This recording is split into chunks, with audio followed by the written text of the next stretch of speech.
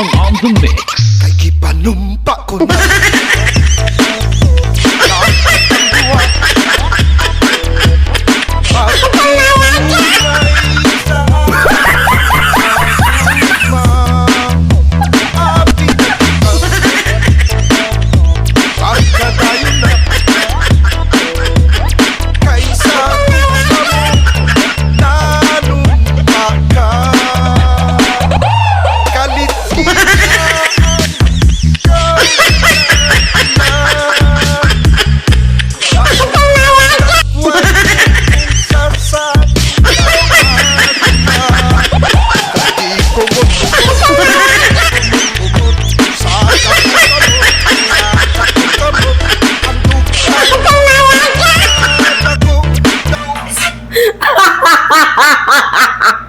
Natatawa din ako sa ginagawa ko eh. Siyempre, diba? Exercise, exercise.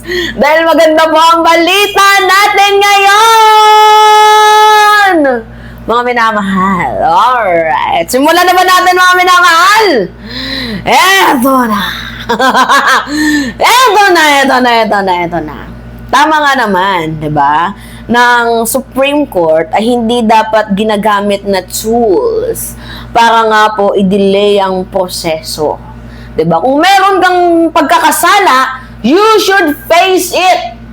'Di ba? Panindigan mo, harapin mo, gawan mo ng solusyon kung ano pa mang solusyon ang pwede mong gawin. Kasi etong si Sara Duterte at ang kanyang mga minions, 'di ba, ay naghain ng TRO. Yung unang muna is petition for certiorari na meron pong prayer na TRO. Ano nga ba yung TRO? Temporary Restraining Order. Gets ninyo?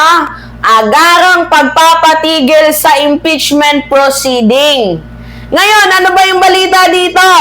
Basahin natin. Sabi dito, ipinahayag ni House Speaker Bogie D na tinanggap ng House of Representatives ang desisyon ng Korte Suprema na hindi mag-i-issue ng temporary restraining order tungkol sa impeachment proceeding. So basically, we have the highest respect for the court and its process, and we defer to its authority on matter properly brought before it. Ani ni Bogie D. Ano pa yung sabi ni Speaker? Sinabi ng Speaker na magpapatuloy ang Kamara sa pagtupad ng kanilang konstitusyonal na mandato. Para kay Bogie D, magpapatuloy ang House Committee on Justice sa kanilang proseso alinsunod sa saligang batas at umiiral ang patakaran sa isang patas, maayos at evidence-based process kung saan pakikinggan lahat ng partido. So makikita na natin dyan sa April 14, ito nga pong si Vice President Sara Duterte. Ayon pa kay Bogie D, ang hakbang na ito ay nagpapakita ng balanse sa pagitan ng mga sangay ng pamahalaan kung saan ang bawat isa ay tumatanggap ng kanilang papel alinsunod sa konstitusyon. Pero, meron po tayong, hindi naman actually ito masamang pangitain.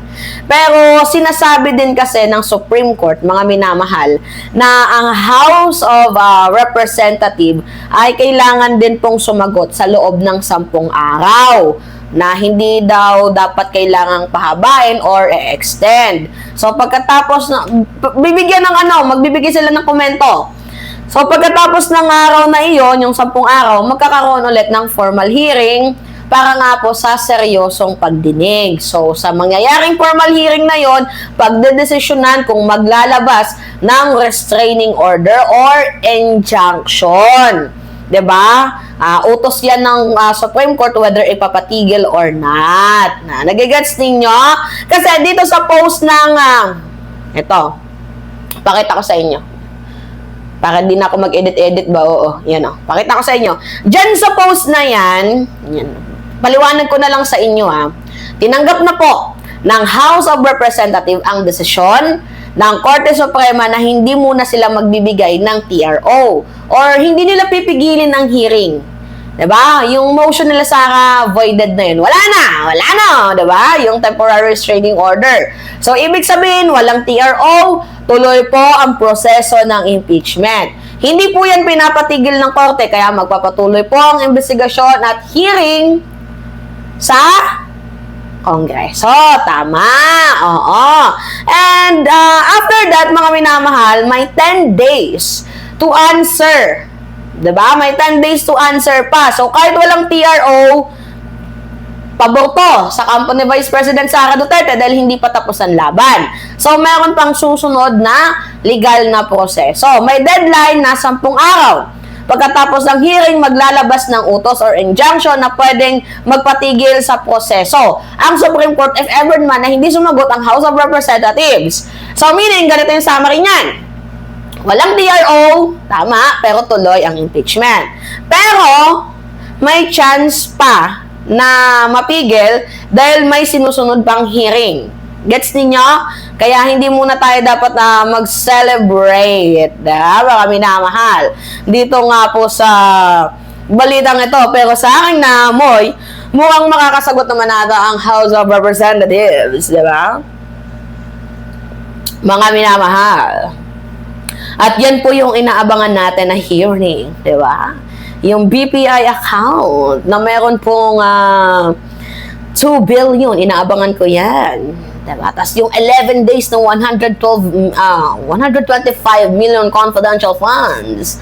Diba? Tapos yung AFP funds. Diba? Ano kaya yung plot twist nito, mga minamahal? Anyway, sige. The bloodbath begin. Meron ako sa inyong ipapanood na video. Oo, mga minamahal. Okay. May ano pa kasi ads. Bumili ng costume ni Ana. Tumalbang ilang kongresista sa muling pagdulog ni Vice President Sara Duterte sa Korte Suprema para harangin ang pagpapaimpeach sa kanya. Live mula sa Davao City, namumuna sa balita si News. Tumalbang ilang kongresista sa muling pagdulog ni Vice President Sara Duterte sa Korte Suprema para harangin ang pagpapaimpeach sa kanya. Live mula sa Davao City, namumuna sa balita si News 5 Mindanao correspondent Bril Montalvo. Bril, una sa lahat, ano bang laman ng inihaing petisyon ng kampo ni VP Sara sa Supreme Court? Jiggy, hiniling ng kampo ni Vice President Sara Duterte sa Korte Suprema ipahinto ang impeachment proceedings laban sa bise. Giit ng legal team ni VP Sara, inabuso ng Kamara ang kapangyarihan nito. Labag daw sa saligang batas ang pag-refer ng mga reklamo sa House Committee on Justice nang hindi dumadaan sa plenaryo. Tinutulan din ng kampo ni VP Sara ang anilay mini trial na ginawa ng komite.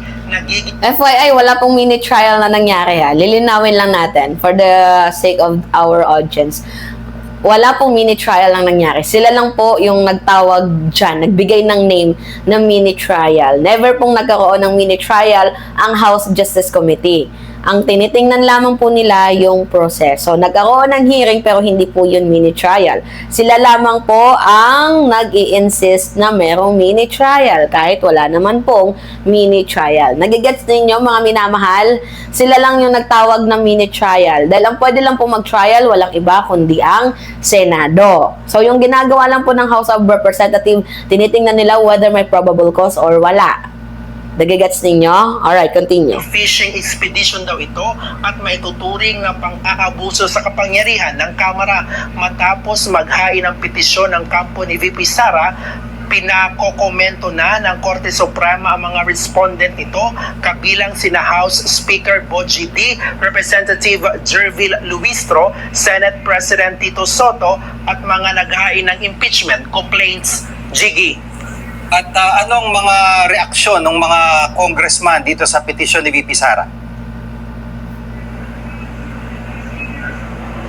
Jiggy, para kay House Justice Committee Member Terry Ridon, mali ang interpretasyon ng kampo ni ng kampo ng bise sa konstitusyon.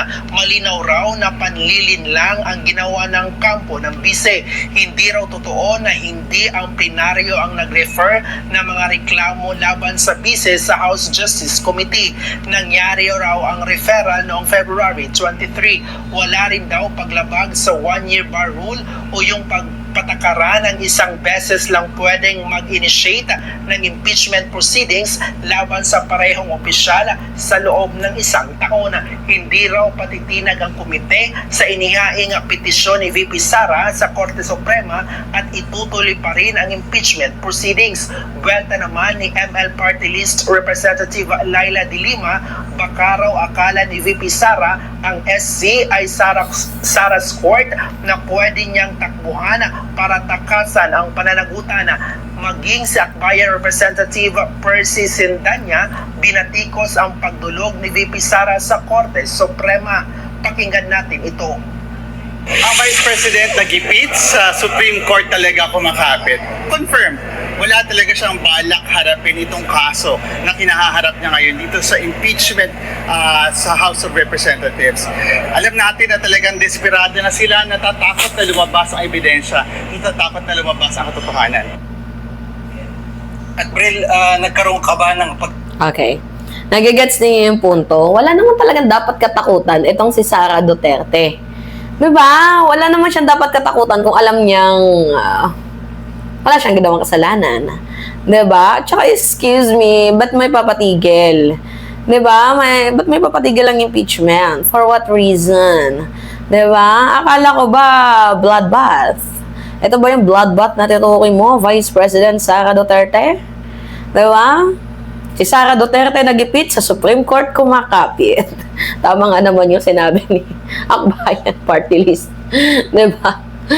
Ay, naka-Diyos ka. Buksan ang bank account! Buksan ang bank account! Buksan. Alright. Kayo, ano masasabi niyo dito? Anyway, it's me again, Alicia ninyo. Nagbabalik muli para sa ating panibagong video. Maraming salamat at ingat, mga kababayan!